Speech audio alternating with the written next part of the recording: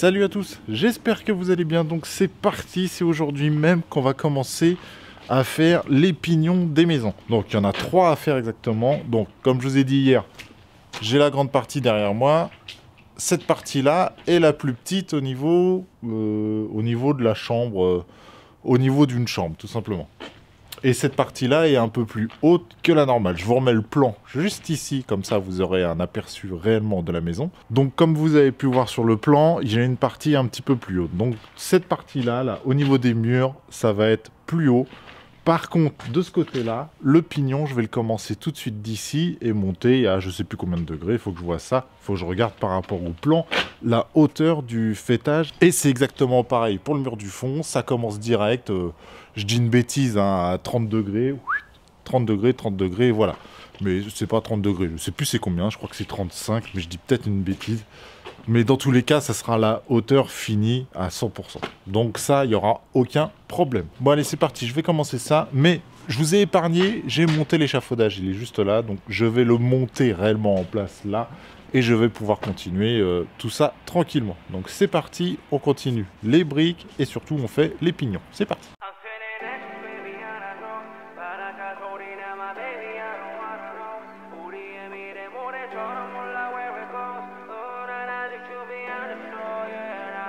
Yeah, I'm feeling anxious, baby, 안아줘.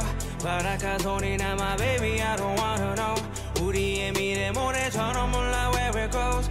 난 아직 준비 안 됐어, 나 알려줘. I'm feeling anxious lately, I don't know. 피곤하기도 하고, baby, think I gotta go. 난 이제 너만 생각하기 싫어, take it slow. 난 아직 준비 안 됐어, yeah, 나 알려줘. It's you, 내 머릿속에 너의 I'll travel to the moon. 네 옆에 있어준다고. Yeah, it's true. 나도 내가 미워한다고. Yeah, 내가 잘못했다고. Yeah, now I'm in the sand all alone, all alone. Ooh, yeah, I'm out of time, baby. I've been up thinking all night. 하지마 그런 생각 좀 crazy like I've been licking up 내 머릿속에 너뿐이야. Okay, damn right 내가 아니면 that lie you've been thinking of. 하루하루 지나도 이적인 my attitude. 술을 계속 마시고 잠 못 자 I'm attitude. It's you 내 머릿속에 너의 분 I'll travel to the moon. 네 옆에 있어준다고.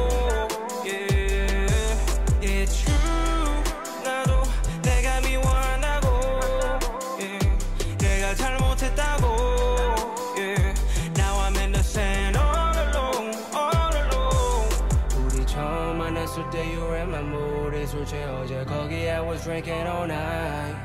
거기 사장 말대로 네가 며칠 전에 내가 앉아있던 자리에 있었나봐. Yeah, I've been just running in circles 난 아직 몰라서 I guess you find me.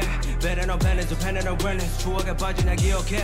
너도 알잖아 나 빠지면 빠질수록 터져도 떨어져 바보처럼. 너보다 계속 I'm funny, yeah. 안 받아도 한 corner, yeah.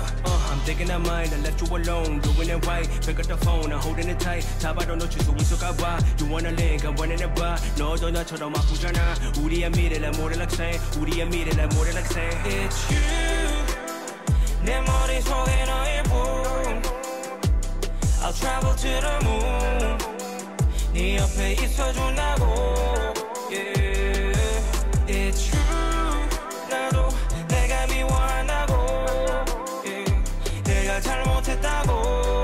Yeah, now I'm in the sand all alone, all alone. 방금 it ain't the same when I ain't here with you. 난 아직 힘들고 내 baby telling you the truth. You can find me where I always been. 너 알잖아.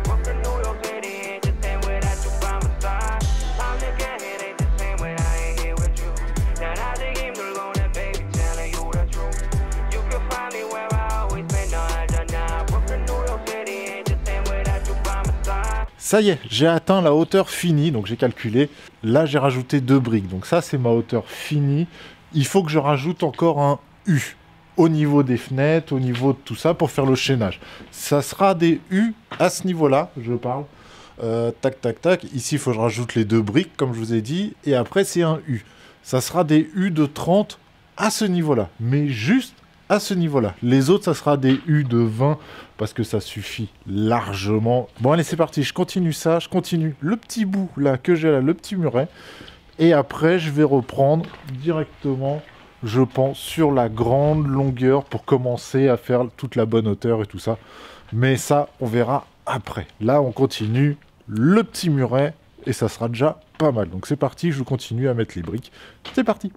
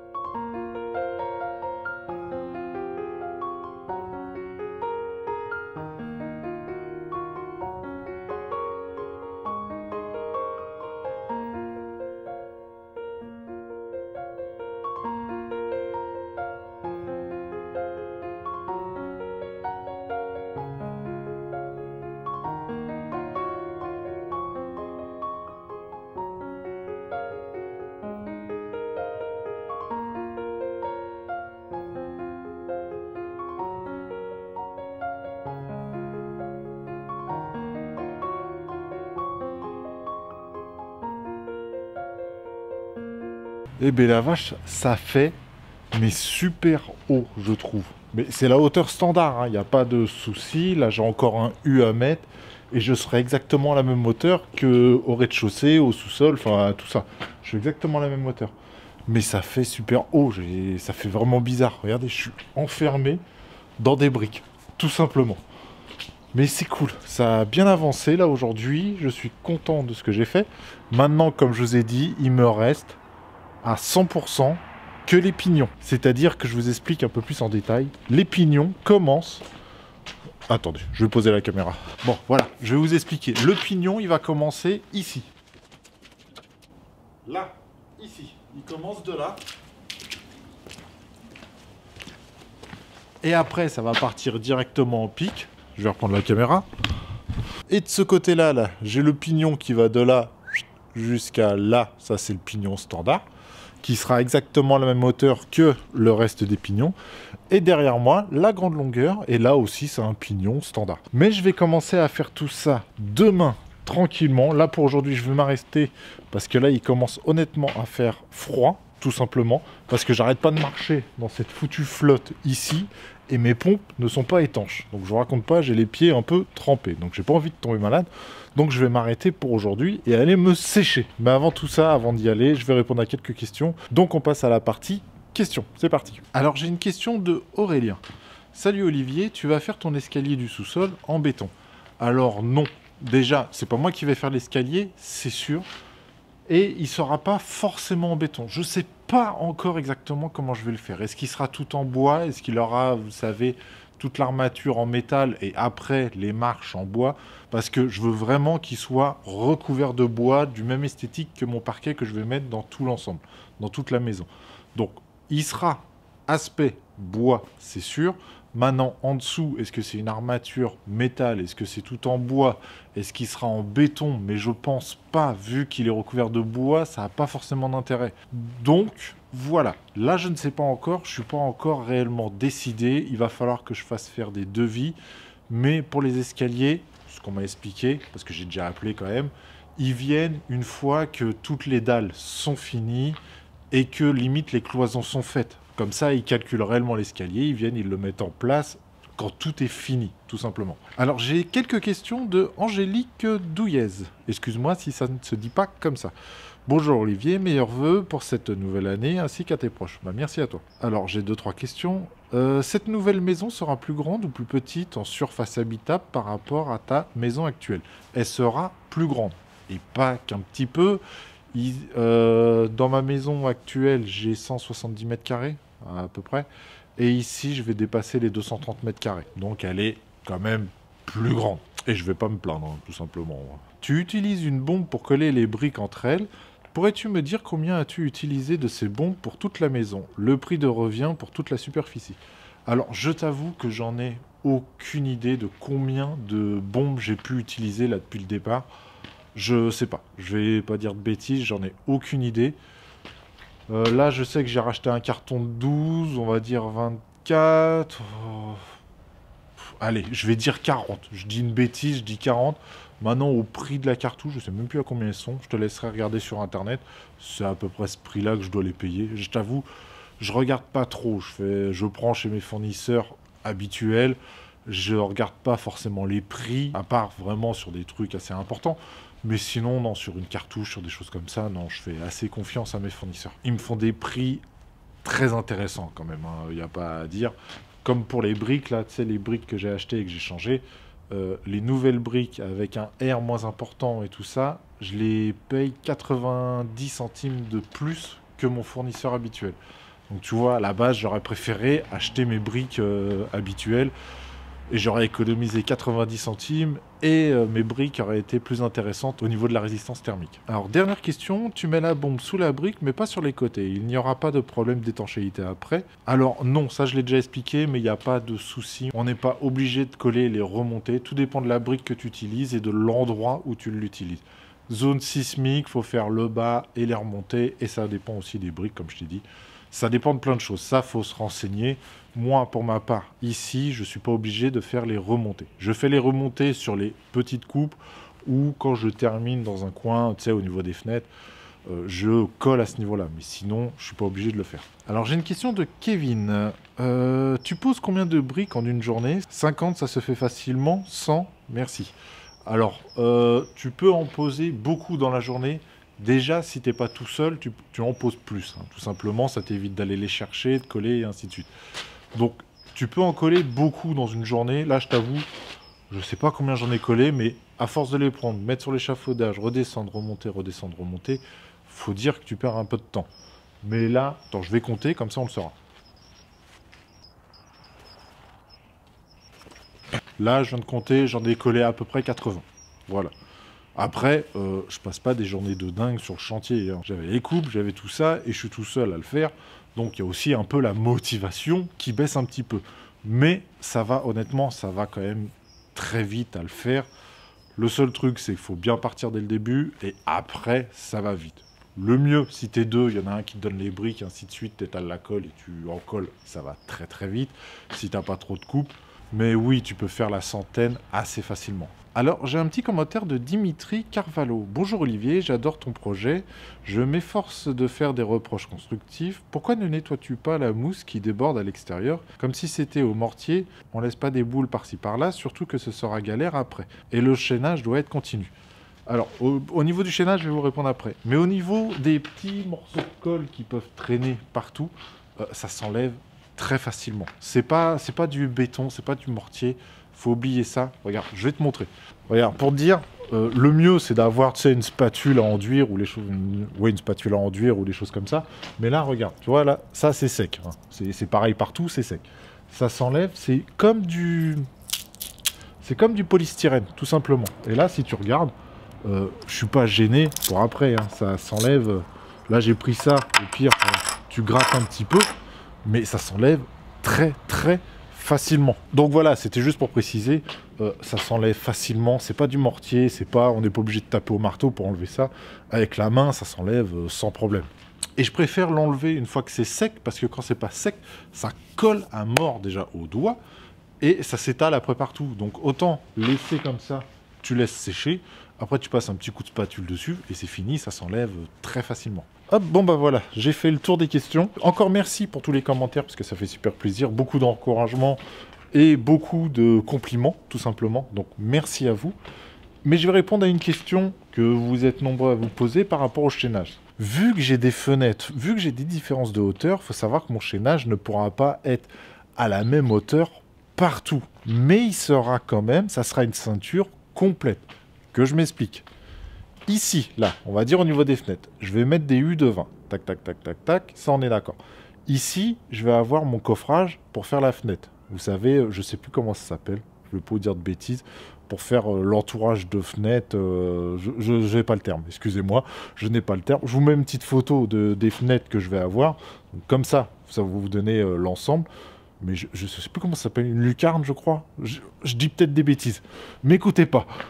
Donc, le chaînage va faire ça, l'entourage de la fenêtre, repartir, partir sur le fêtage, partir en haut, redescendre, faire tout le tour, faire l'entourage de la fenêtre, remonter, et ainsi de suite.